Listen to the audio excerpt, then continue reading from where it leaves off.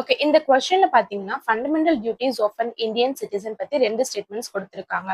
Statement 1ல a legislative process has been provided to enforce these duties ன்னு இருக்கு.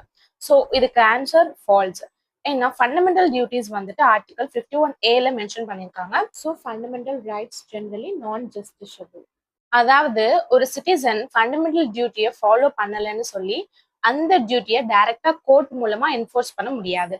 ஆனா பார்லிமெண்ட் சில ஃபண்டமெண்டல் டியூட்டிஸை சப்போர்ட் பண்ண செப்பரேட் லாஸ் வந்து கிரியேட் பண்ணலாம்.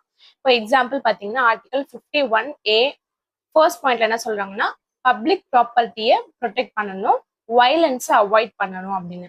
ஸோ இதை என்ஃபோர்ஸ் பண்ண public property damage related laws இருக்கு. ஓகேவா? ஆனா இதுல இம்பார்ட்டன்ட் பாயிண்ட் என்ன, constitution itself all fundamental டியூட்டிஸை வந்து என்ஃபோர்ஸ் பண்ண ஒரு ஸ்பெசிபிக் லெஜிஸ்லேட்டிவ் ப்ராசஸ் ப்ரொவைட் பண்ணல.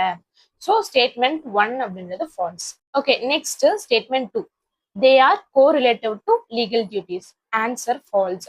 ஏன்னா ஃபண்டமெண்டல் டியூட்டிஸ் மெயின்லி வந்து மாரல் அண்ட் சிவிக் ரெஸ்பான்சிபிலிட்டிஸ் தான் இது பண்ணுது. ஸோ ஃபார் எக்ஸாம்பிள் கான்ஸ்டியூஷனை ரெஸ்பெக்ட் பண்றது, national flag national anthem respect பண்றது, அப்புறம் என்விரான்மெண்ட் ப்ரொடெக்ட் பண்றது, சயின்டிஃபிக் டெம்பிள் டெவலப் பண்றது, அப்புறம் பப்ளிக் ப்ராப்பர்ட்டியை சேஃப்கார்ட் பண்றது அண்ட் எக்ஸலன்ஸ்க்கு ஸ்ட்ரைவ் பண்றது, இந்த மாதிரியான. ஸோ இது எல்லாமே சிட்டிசன்ஸோட கான்ஸ்டியூஷனல் டியூட்டிஸ்.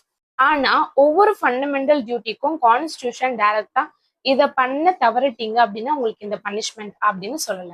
ஸோ ஃபண்டமெண்டல் டியூட்டிஸை சிம்பிளி லீகல் டியூட்டிஸோட கோரிலேட்டிவ்னு சொல்ல முடியாது. ஸோ அதனால ஸ்டேட்மெண்ட் 2வும் ஃபால்ஸ் தான். So answer D, neither one not two.